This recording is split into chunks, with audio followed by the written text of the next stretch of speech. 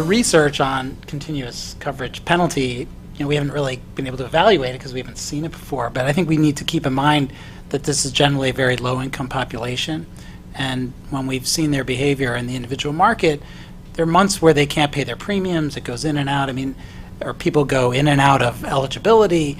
There's just a lot of instability in this age cohort, or in this income cohort, that is predominantly, what this individual market focuses on, at least in terms of addressing what would otherwise be a group that would be uninsured.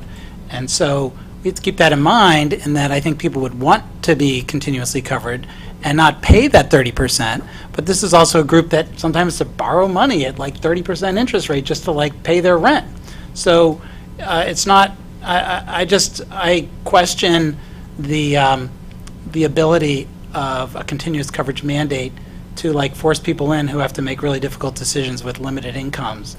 And then, so okay, that 30% penalty, that'll be like a year down the road, I got to pay my rent. I'm just going to have to drop out. I just think that that's a lot of what we're dealing with. And then when they have to come back in with a 30% penalty, it's going to make a lot more sense to pay that penalty if you're sick than if you're healthy. You're just going to ride it out for a while. So there's, on the one hand, it'll keep the healthy in if they're in, but once you're out, because of maybe some unintended reason for some instability, the people who are going to come back in are going to be those where that 30% is really worth it. They're the sicker ones. So it's going to play in both directions in terms of adverse selection.